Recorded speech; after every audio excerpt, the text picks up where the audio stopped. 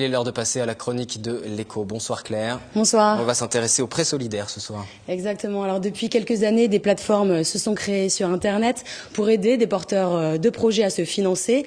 Donc les donateurs sont des particuliers. On compte parmi ces sites KissKissBankBank notamment. Donc les fondateurs de ce site ont ouvert le 23 avril dernier une nouvelle plateforme, Hello Merci. Alors cette fois, pas de dons, mais des prêts. Donc les porteurs de projets devront rembourser la somme. Le but, donc, permettre l'aboutissement de projets personnels, mais surtout entrepreneuriaux. Au début, on comptait parmi les projets plus d'un tiers de projets yvelinois.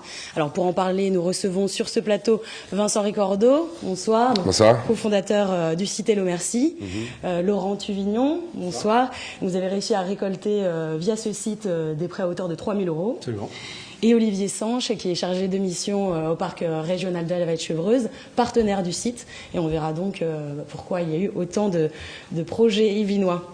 Alors Vincent Ricordo, tout d'abord, qu'est-ce que Hello Merci? Quel est son concept? Hello Merci, c'est une plateforme de prêt entre particuliers où on va favoriser l'échange d'argent entre les gens directement, sans les intermédiaires classiques, pour qu'on puisse résoudre entre nous nos soucis de trésorerie, que ce soit des problèmes de trésor perso ou de problèmes de trésor d'entrepreneurs. Alors les personnes en fait proposent un projet, donc pendant 1 à 90 jours, je pense. Tout à fait, vous arrivez sur la plateforme, vous décrivez votre projet, vous choisissez l'objectif dont vous avez besoin en euros, donc ça va de 200 jusqu'à 15 000 €, et ensuite le nombre de jours dont vous aurez besoin pour collecter l'argent, qui va de 1 à 90, puis vous fixez tout simplement la durée du remboursement, soit sur 9, soit sur 18, soit sur 24, soit sur 36 mois. Et il faut arriver au montant final pour récolter... Obligatoirement, c'est ce qu'on appelle la règle du tout ou rien, c'est-à-dire que vous n'avez que deux options, soit vous atteignez votre objectif et du coup on vous transfère l'argent collecté moins la commission d'Hello Merci, soit vous avez loupé votre objectif et on rembourse gratuitement et sans frais tous les internautes. Alors vous aviez déjà KissKissBankBank, donc avec des dons. Pourquoi avoir voulu finalement développer une autre plateforme avec des prêts cette fois? C'est sur KissKiss, aujourd'hui on a collecté plus de 6 millions €, on a reçu 12 000 projets, il y a beaucoup de projets qui ne correspondent pas aux critères de KissKissBankBank, qui est dédié en fait à l'art, la culture et à l'innovation. Donc du coup, à force de recevoir des projets qu'on ne pouvait pas gérer, on s'est dit qu'il fallait trouver quand même une solution, en l'occurrence, pour ces projets. Donc là, c'est plus des créations d'entreprise. Oui, création d'entreprise ou projet perso, purement, qui ne rentrent pas dans les cases. Et clairement, quand on a un projet perso ou un projet entrepreneurial, bien souvent, la logique du don ne fonctionne pas parce qu'on n'a pas grand-chose à donner en échange de vraiment émotionnel et que la logique du prêt se prête beaucoup mieux à ce mécanisme-là, d'où la création d'Hello Merci. Alors Olivier Sanche, vous êtes chargé de mission au parc de la Vallée-de-Chevreuse. Pourquoi le parc s'est-il retrouvé partenaire? Alors pourquoi? Tout simplement, moi je travaille, effectivement, je suis chargé de mission développement économique au parc de la Vallée-de-Chevreuse. Et particulièrement donc, dans notre mission au niveau du parc, on accompagne des projets de développement local, création d'activités, commerce, services. Et évidemment, on aide les porteurs de projets dans ce cadre à monter des plans de financement. Donc on est parfois confronté à des problèmes de plans de financement, à des recherches de budget. Et on trouvait l'idée de KissKissBankBank d'ouvrir donc un nouveau système, une plateforme Hello Merci, avec un système de prêt dirigé sur le développement local, très intéressante. Alors vous avez été mis en contact finalement avant la création du site, ce qui a permis d'alimenter en projet.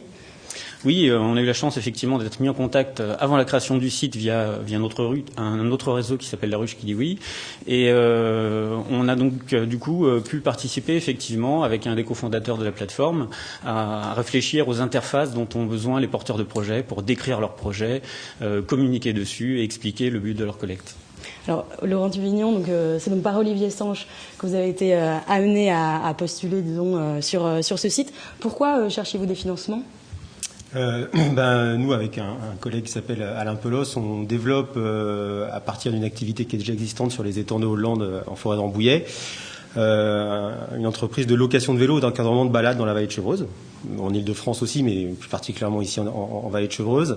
Et il se trouve que au-delà de la location, on a un projet de développement de cette activité sur des choses qui vont au-delà de la location, qui sont plutôt des choses autour de l'écomobilité, puisque le parc a un projet là-dessus, notamment.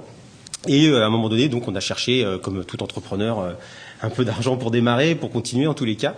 Et c'est à ce moment-là que je me suis fait connaître, moi, comme tout entrepreneur, en étant sur le parc au service économique du parc, que je connaissais par ailleurs, mais on s'est fait connaître sur le projet. Et puis de fil en aiguille, d'ailleurs ça s'est fait très vite à l'époque, rencontre avec Vincent téléphonique, et puis on a commencé, je dirais, parce que c'est un peu ça quand même quand on est entrepreneur, à bricoler le modèle, le mécanisme, comme disait Vincent, de ce prêt. vous cache pas qu'au début j'étais un peu, C'était un peu réticent. Ouais, j'étais pas totalement à l'aise en tous les cas avec ça. Moi j'ai l'habitude de plutôt aller voir les banques et manipuler un peu plus d'argent sur des grosses sommes avec les banques, les fondations. Pourquoi avoir adhéré finalement à un circuit Circuit différent court. du circuit classique? Court. Moi, je viens des circuits courts du maraîchage biologique, donc déjà le circuit court, ça me plaisait bien. Et alors déjà, la première raison, c'est que Olivier Sanche m'obligeait. Donc ça, faut quand même le dire, mais il a eu raison. Hein. Et puis la deuxième raison, c'est que, comme je disais que j'étais un peu réticent, c'est que à un moment donné, j'ai aussi vu, en tant qu'entrepreneur, pas seulement l'aspect financier. Parce que 3 000 euros, pour nous, c'est important. Je pourrais en donner des exemples de tout à l'heure de ce qu'on en fait concrètement aujourd'hui. Mais il y a aussi un aspect de promotion, en fait. Parce que comme l'a rappelé Vincent tout à l'heure, l'enjeu, c'est de réussir. C'est-à-dire que c'est un peu le tout ou rien. Donc déjà, il y a un côté un peu de challenge qui nous plaît bien. Et puis, il y a Vous parlez de vous et ça peut vous permettre finalement d'acquérir des prêts derrière dans une banque. Ouais, alors, ça permet déjà de se faire se connaître. Nous, on a eu pas mal de médias derrière depuis 2-3 mois, là, qui nous ont appelés. Tout simplement parce qu'on avait réussi. Et puis, effectivement, ça permet d'aller voir le banquier de manière un peu plus sereine, quoi. Alors, avant de poursuivre, je vous propose d'aller à la rencontre de deux autres porteurs de projets yvelinois qui ont recherché des financements via Hello Merci, un reportage mené par Mélodie Locard. La finance solidaire envahit le département. Une nouvelle plateforme de prêt entre particuliers, Atto0, a vu le jour en avril dernier. Sur la vingtaine de projets présentés au lancement, 6 se situaient autour du parc naturel régional de la vallée de Chevreuse. Patricia Lamy, elle, rêve de créer sa ferme du ciel, une sorte de haras pour montgolfières qui accueillerait visiteurs d'un jour et passionnés de ballons dans des chambres d'hôtes. Une première européenne chiffrée à 1 million d'euros qui serait financée en partie par le prêt solidaire. Moi, j'ai demandé 12 000 euros, ce qui effectivement est peut-être un peu beaucoup pour une plateforme comme Hello Merci. Sur Hello Merci, les porteurs de projets peuvent demander entre 200 et 15 000 euros. Ils déterminent eux-mêmes une durée de remboursement comprise entre 1 et 36 mois. J'ai trouvé que c'était un bon moyen, pas seulement d'avoir de l'argent, mais de faire connaître le projet à tous mes proches. Et c'est vrai que c'est presque plus important, finalement. Ça crée des relations. Des gens, des cousins que je n'avais plus vus depuis des années se sont rapprochés de moi. Donc on recommence à se voir.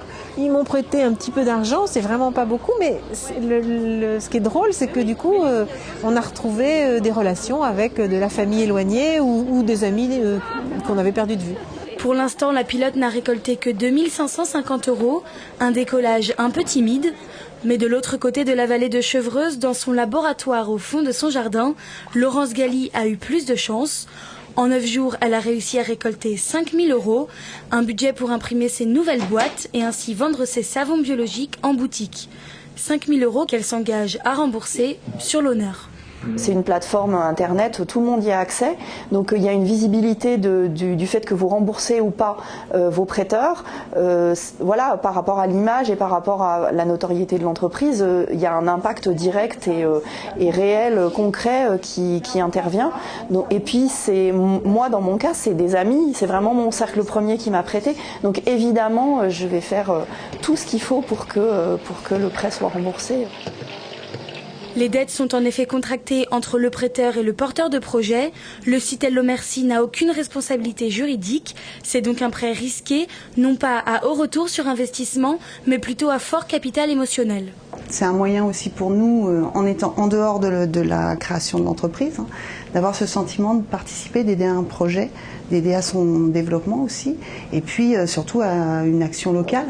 La valorisation du territoire local, c'est aussi la spécificité de cette nouvelle plateforme. Le concept, lui, avait été importé en France notamment par Babylon en 2008. En 2012, la finance solidaire avait récolté plus d'1 milliard d'euros. Alors, pour information, Patricia Lamy n'a finalement pas réussi à récolter la somme des 12 000 euros. Alors, Vincent Rigordeau, déjà, quel pourcentage un petit peu de réussite sur le site ? Alors, si on s'arrête au pourcentage qu'on a aujourd'hui, il est ultra bluffant. Il y a 12 projets sur les 14 premiers qui ont réussi à collecter de l'argent. Donc du coup, on serait près de 90%, et en l'occurrence, ce ne sera pas le pourcentage au final. On sera, je pense, vers un pourcentage de 50 ou 60%. Les premiers ont bénéficié tout le buzz du lancement de la plateforme, très encadré par des partenaires. Du coup, le pourcentage est un peu surpondéré. Mais dans les mêmes eaux KissKissBankBank, je pense qu'un peu plus d'un projet sur deux arrivera à collecter ce qu'il voulait. À terme. Est-ce que finalement, la somme aussi, les 12 000 euros, c'est quand même assez important. On peut aller jusqu'à 15 000. Est-ce qu'il faut finalement pas être trop gourmand ? En fait, il faut arriver à calibrer le montant de l'emprunt par rapport à la force des communautés qui vous suivent, tout simplement. Et c'est vrai que c'est plus une logique d'analyse et de cartographie de communauté que de réels besoins qu'il faut mener pour arriver à tomber sur le bon objectif. Mais ça, en l'occurrence, on a une équipe qui est très entraînée à ça et on coach, nous, tous les projets pour essayer de déterminer au plus près l'objectif qui sera réalisable. Parce que finalement, pour que ça marche, il y a les amis, les proches un peu plus éloignés, et c'est ça qui va faire venir d'autres. Oui, la magie du crowdfunding, les 3 milliards, 4 milliards, bientôt 100 milliards dont on parle sur les plateformes mondiales sur le crowdfunding marchent toutes de la même façon. Quand vous crowdfundez ou quand vous financez de l'argent sur nos plateformes, vous adressez d'abord votre premier cercle. La magie de notre plateforme, c'est qu'elle viralise vos projets sur les réseaux sociaux et également dans la vraie vie. Tout ça crée un deuxième cercle. Et puis en plus, avec le buzz global, ça va souvent toucher des inconnus. Et du coup, vous allez passer du premier cercle au deuxième et potentiellement au troisième, qui vous permet de dupliquer en fait votre communauté d'origine. Mais par contre, si la communauté d'origine ne suit pas, il ne se passe rien. Alors, Laurent Tuvignon, vous-même, vous avez demandé 3 000 €. C'était une petite partie finalement de votre demande de financement, votre besoin de financement. Et ce qui vous a étonné, c'est que vous avez eu aussi des inconnus qui vous ont aidé. Oui, pour donner des repères, 3 000 €, c'est grosso modo 15 à 20% de notre financement pour l'année 2013-2014, on va dire, en termes de lancement du projet, d'amorçage. Sur 16 prêteurs, il y en a 10 que je connais. 6 que je ne connais pas, ou alors si je les connais, je me souviens plus. Et pour l'anecdote, il faut arriver à 3 000 piles.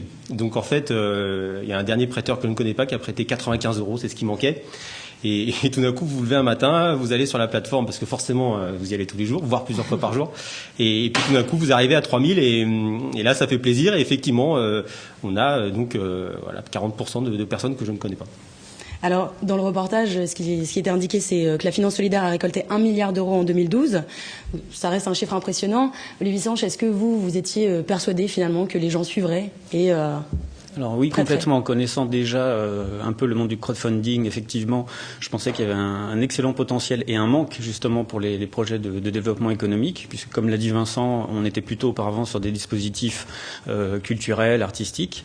Et on a en plus, en effet, au niveau de nos actions de communication, une demande également des habitants dans les villages où on a les projets, ou des élus pour relayer l'information, pour faire participer la population. Donc oui, il y a vraiment un facteur de réussite intéressant.